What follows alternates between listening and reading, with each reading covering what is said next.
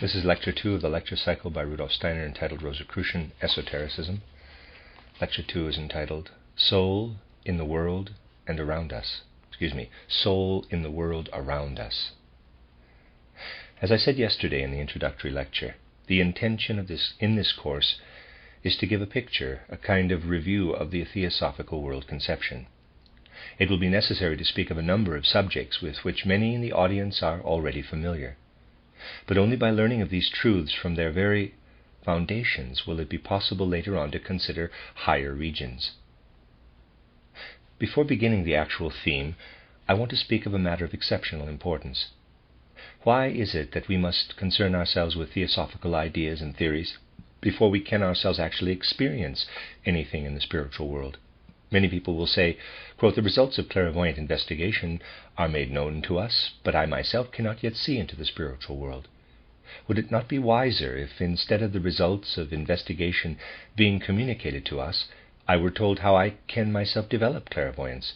Each individual would then be able to undertake the further development himself." Unquote.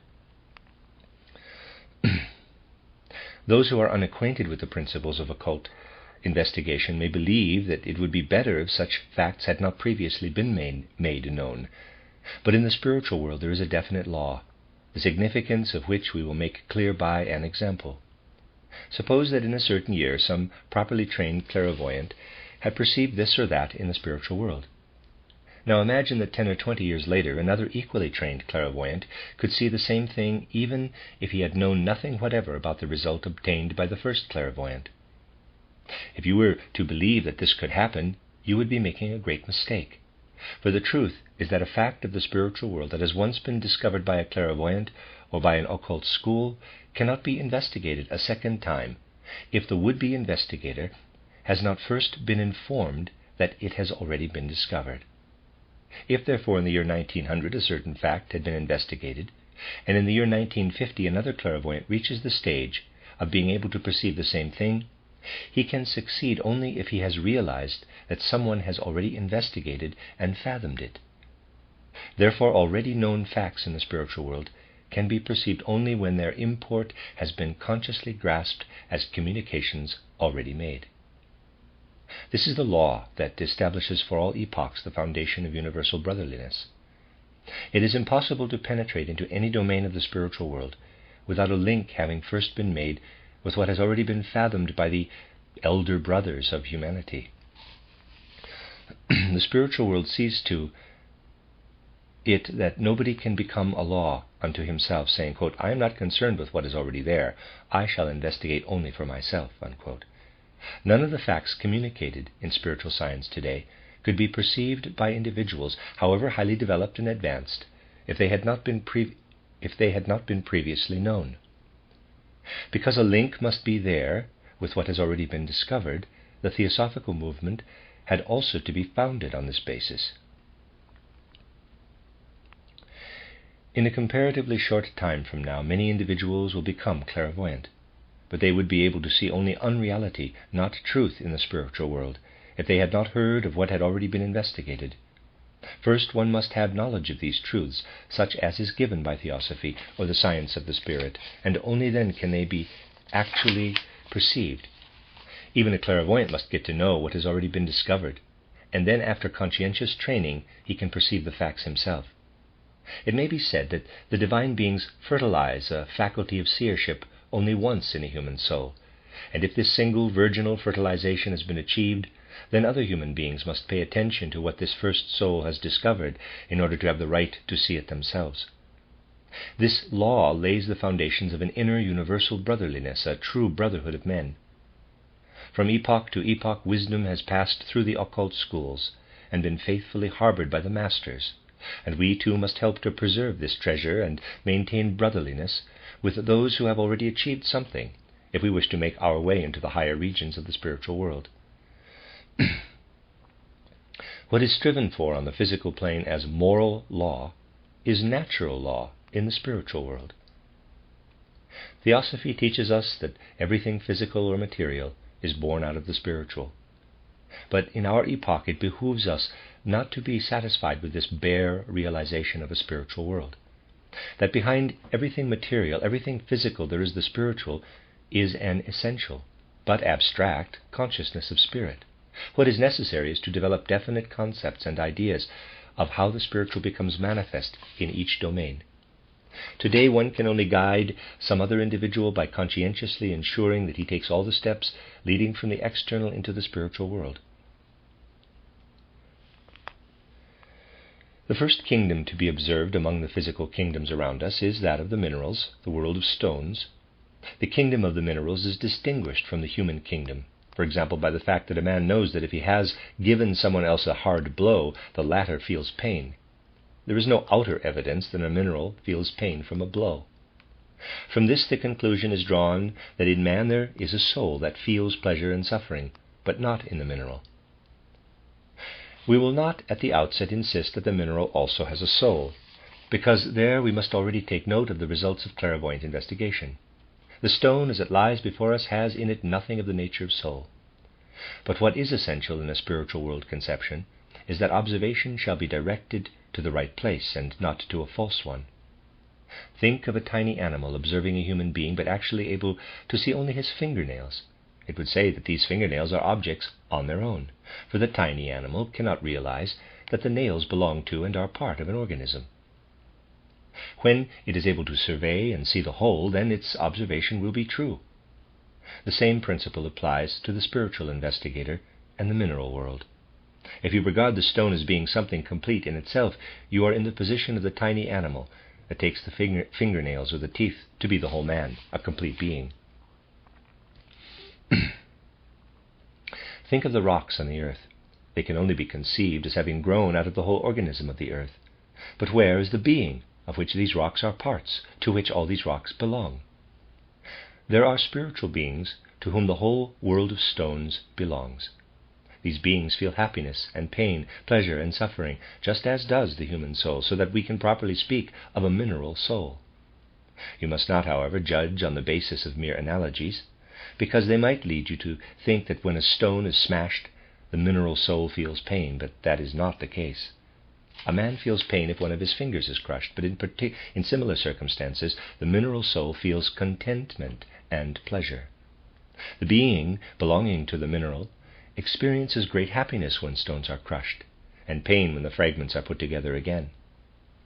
Because in the external world mineral fragments are constantly being separated off and put together again, pleasure and pain are continually being felt in the souls of the beings who belong to the mineral kingdom.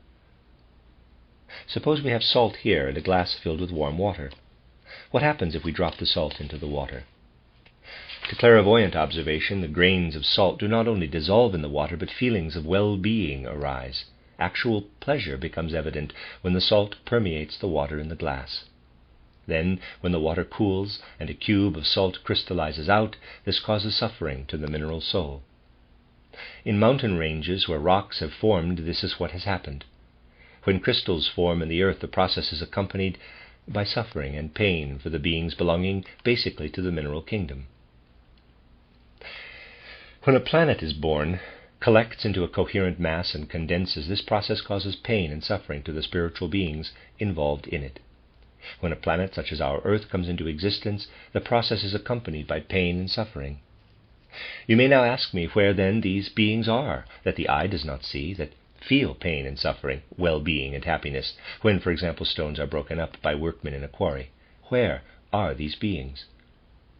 In a comparatively lofty spiritual world, the mineral substance seen by the eye is only a shadowy image of these beings.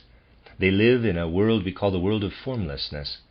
Spiritual beings live in our whole mineral world, in the world of formlessness, according to occult investigation. Why do we use this expression, world of formlessness? This will be understood at once when we turn to the world of plants. The plant, too, is the expression of certain beings of soul. Here again we will study the results of spiritual investigation. This tells us that when, for example, in the autumn, the corn is mown and the scythe cuts through the stalks, no suffering is felt by the soul beings whose bodies are the plants. No, indeed, we must think of suffering here. We must not think of suffering here, because whole streams of joy and contentment weave over the area. Equally, when the animal is turned out to graze, it means happiness for the plant souls, not pain. It can be compared with a feeling experienced by a mammal when its offspring sucks its milk. This gives a feeling of bliss. What our planet furnishes on its surface in the way of nourishment for the beings inhabiting it is, so to speak, milk for the beings that belong to the planet and have their habitation in the center of the earth. You may ask if all of them are able to find a place there. Certainly they are, because of the prevailing law of permeability. Their self-surrender, when a certain degree of maturity has been reached, means bliss for the plant soul. Pain is caused when plants are torn out of the soil. Now you may say, yes, but when mischievous boys and girls uselessly tear off flowers, how can that possibly cause happiness to the plant soul? Would it not be much better to root out the plant altogether? How can that cause it pain? From the point of view that is valid for the physical world, you are certainly right in saying this. But it must not be forgotten that these points of view are by no means always authoritative for the spiritual worlds. A person may look more handsome when he has torn out the first grey hairs that have appeared on his head, but pain is caused nevertheless. It is all a matter of the point of view concerned, and we cannot struggle against the occult world with moral considerations. Beings, souls, they also belong to the plants. Beings and souls for which the plant world supplies the bodies. We will now try to form an idea of how happiness and suffering take their course in the plant world. The plant world is a shadow of the spiritual world. Where, then, are the beings that belong to it? In the world of form. They are also known by different names. The spiritual beings belonging to the mineral kingdom inhabit a spiritual realm, the realm of formlessness. The spiritual beings belonging to the plants live in the realm of form. Realm of formlessness, arupa, or upper devakan. Realm of form, rupa, or lower devakan. The souls of the minerals belong to a definite region of the spiritual world, indeed to its upper region. This must not surprise you, for the higher the realm in which the souls live, the more thoroughly they conceal themselves. Why is the one realm called the realm of formlessness and the other the realm of form? When a crystal is smashed, it is its form alone that is destroyed. This can, however, be reconstructed somewhere else, independently of the form that was destroyed. When a salt crystal comes into existence in nature, it need not necessarily do so out of another crystal. It can only arise from the substance of salt and disappear again as form. That is the characteristic of formless substance. In the case of the plant, the form cannot come into existence in the same way, out of substance, out of the formless. The plant, this is its essential characteristic, must develop out of a parental plant.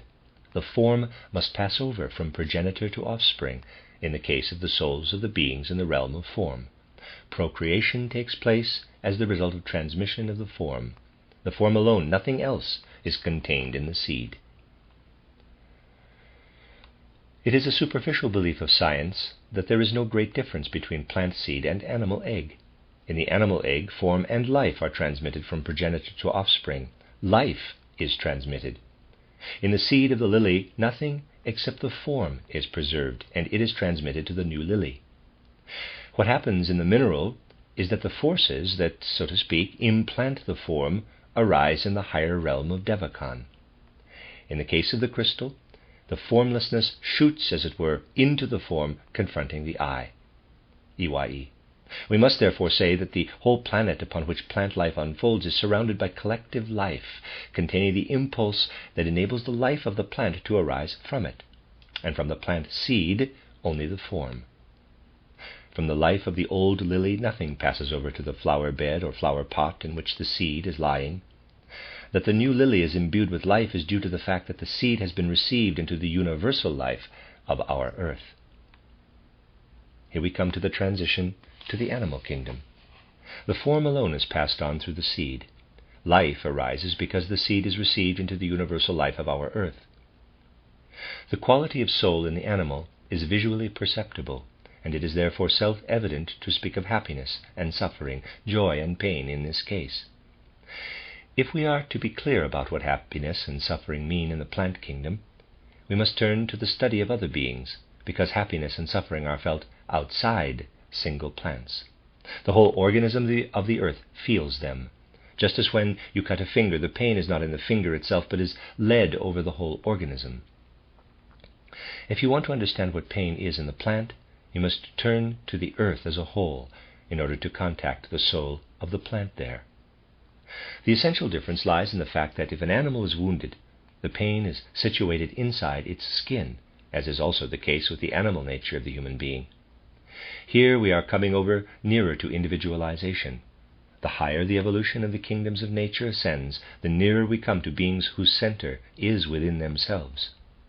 We study the plant rightly only when we study it in connection with the earth as a whole. The animal has a soul, and admittedly feels happiness and suffering within the limits of its skin. We do not actually see this soul because it is in the realm we call the astral world. The animals are creatures that have a center in themselves, and their souls live in the astral realm. Thus there is a certain systematic order in our idea of the world. The mineral conceals its soul deeply, the plant less deeply, and the animal less deeply still. The animal has its center in itself, in the realm that is invisible. We must look for the souls of the animals in a world other than the physical.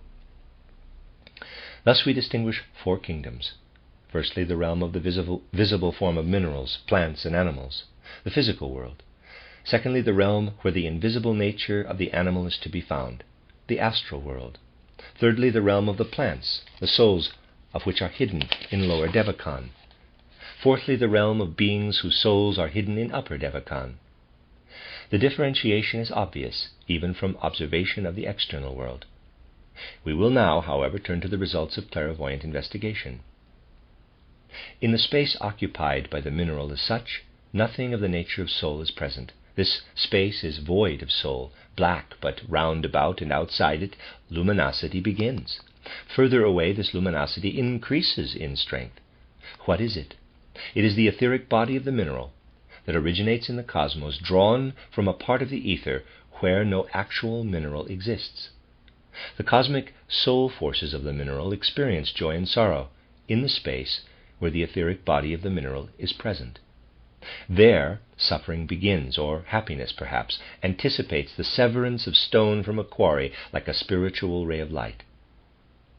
The etheric body of the mineral encircles its physical body. It could be said that where the mineral exists as such, the etheric body has densified to such a degree that it has become physical. The difference between mineral and plant arises through the fact that the etheric body of the plant is within it, permeating every single part. The green pervading the plant is the substance described previously as being the etheric body of the mineral outside it. But if all that could be said about the plant were that it is permeated by an etheric body, it would not blossom, but only produce green leaves. When the plant begins to blossom, clairvoyant consciousness sees something spreading over and playing around it. This is the astral life, which brings about the crowning of the growth. The green plant grows, and finally something new, the astral element, spreads over and plays around it, but never penetrates into it. The animal has spiritually within it what hovers around the plant. When what hovers around the plant is inside the skin, the being is an animal. What hovers above the plant, the astral element, surrounds the whole earth. It is the collective astrality of the earth that hovers like smoke above the plant when it is about to flower. Happiness and suffering are not seated within the plant itself, but are felt by the earth. The animal itself experiences happiness and suffering. The astral body within the animal weaves and is astir in the whole astrality of our earth. The mineral kingdom is as though embedded in an etheric world and has its etheric body around it. The plant is permeated by an etheric body, and because the plant world is embedded in an astral body that is part of the collective astrality of the earth, pain and happiness are experienced outside the plant itself. The being that is not only swathed by the astral element, but can actually take it into itself, is the animal. Thus we have now surveyed the 3 kingdoms of the world surrounding us and their connection with the higher worlds. Man is a little world in himself, the product of all that surrounds him. What we have discovered today we will use tomorrow in order to comprehend the structure of the human being. The end of Lecture 2.